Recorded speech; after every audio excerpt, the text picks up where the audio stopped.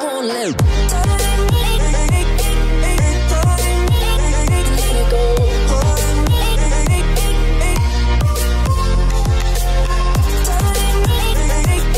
Hey guys! Okay, let's just not even mention the appearance because I know I look really gross right now. And if I'm kind of like all over the place right now, it's because I'm really tired. I had like 4 hours of sleep. I stayed up until like 5 a.m. filming this video last night. I am a growing girl and I am not getting enough sleep. Yeah, maybe that's why I'm so short. I literally came home from China to Canada like 2 days ago. I'm still so jet lagged, and today I have another flight. I'm going to New York University and my flight is in like 5 hours and I haven't packed yet, and I'm just overall really stressed out and my life is just a mess right now. Can you tell? But anyway, today I'm going to be doing DIY Tumblr inspired necklaces. When I say Tumblr, I basically searched up on Google Tumblr necklaces, and these are kind of like the things that popped up and like they were inspired by that kind of vibe. Yeah, if you like this video at any time, please give it a thumbs up, subscribe if you haven't already and you like my videos. Let me know what kind of videos you want to see next. Let's get started. What am I doing? And if you feel you're sinking, I will jump right over into. So for these avocado necklaces, you're going to need some light yellow/green polymer clay, some brown polymer clay, some string or some leather cord or suede kind of thing, some brown paint, some wire, and chalk pastels. So the first thing I did was I took my light green/yellow clay that I actually mixed myself and I split that into 2 pieces. Depending on how big you want your avocado to be, this will be different. And then I kind of flattened it out onto my table and shaped it into kind of an oval shape, like an avocado shape. After that, you know, the bottom should be flat and then it should be rounded over the top. So now you have 2 avocado halves. Now I'm making the hole and I'm using the back of a pen and other rounded stick-like objects, and you just want to make a hole in there so that you can put the seed in there. I thought it would be kind of cute if one side had the seed and one side didn't have the seed, so that you could like fit it together. It's kind of like a friendship necklace, I don't know. But after that I made a tiny brown ball for the seed of the avocado and just fit it in there just to see if it fit or not. Now I'm taking some chalk pastels and I'm just scraping off a little bit of that chalk and then kind of brushing it onto the sides. So I'm using darker shades of green around the edges, and that's just what an avocado looks like, and I thought it made it look a lot more real. Now I'm taking some wire that I got from the dollar store and I'm wrapping it around the end of a thin paint brush, and this is going to be, I forgot the name of it, it's a head pin, yeah, and I just like made it into a loop at the top, and then I kept twisting the wire until it broke off at the place that I wanted it to break off.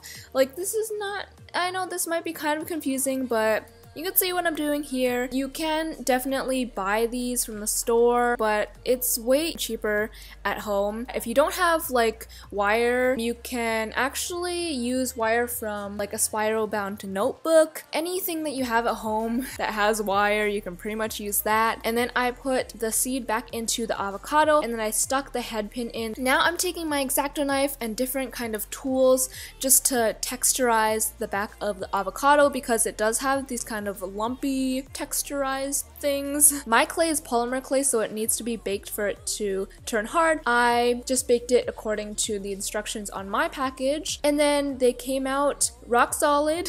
And then I took my brown acrylic paint and just painted the back of these to make it look real, obviously, and this is how they turned out. Like, now I'm making another jump ring, which is basically like the head pin but without the long thing at the bottom. It's just the little loop, so I'm just curling the wire around itself and then I attached it to the loop on the actual avocado, and then I strung this piece of velvet suede leather cord thing that I got from the dollar store. I strung it into the jump ring and I closed it up with my tweezers because, funny story, my pliers got confiscated at the security at the airport because I was stupid and I didn't put it into my checked luggage and I put it onto my carry-on. And yeah, like any normal person would have thought about this before putting it into their carry-on, but yeah, it's kind of just a weird story.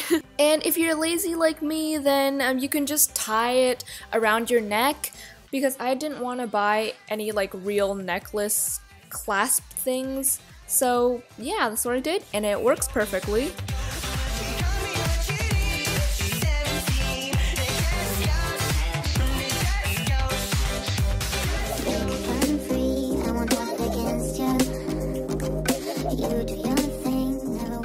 For this tassel garland necklace, you're going to need some thread, or like colorful string, some beads, some wire, and of course a necklace chain. And that's it for materials. So with those materials, I first started out by taking my string and unraveling a bunch of that because we're gonna need a lot. And then I wrapped it around 4 of my fingers, like a lot of times. I didn't even count because there's just so many. And just stop whenever you think that you have enough for a tassel and cut the excess off. Now I'm taking that same wire that I used for my first necklace. You can take like wire from a spiral bound notebook, for example, if you don't have wire from the store. And I'm just going to twist it once to secure it. And then I'm going to bend the wire so that it eventually breaks off because I don't have wire cutters. Now I'm going to take the bottom part of that wire and twist it around the top of the tassel in kind of a spiral pattern. You can see what's going on here. I had a bit of excess, so I bent the excess off,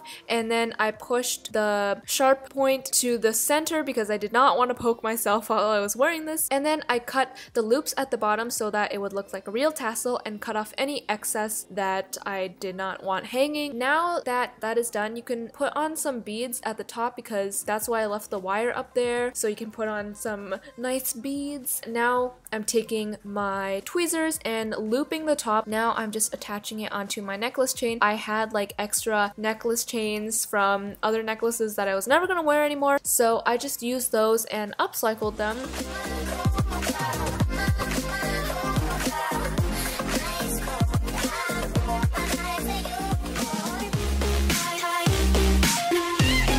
These super easy paper airplane necklace things only require cardstock, some wire, some clear nail polish, and a necklace chain. So I'm first gonna start out by cutting off a tiny square in the corner of a piece of cardstock, and then you want to fold the corners together. Then take your scissors and cut along the line that you just folded, and one of them is bound to be a perfect triangle. So then you want to fold that triangle in half and then fold the flaps down to the middle, like from the outside. Just make a paper airplane that's like super simple, and then just cut it down to a smaller size. And to make it sturdier, I painted clear nail polish on top, so I made 2 of those. Now I'm gonna make a hole in the corner of one of the plain wings, and then I'm going to put a jump ring through that just so we can attach it to our necklace. After you put it onto the necklace chain, you just want to close it up, and that's pretty much it.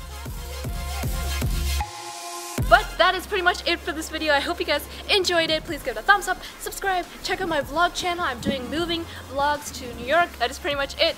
I will see you guys next time. Peace. Bye. I hope my roommates like me.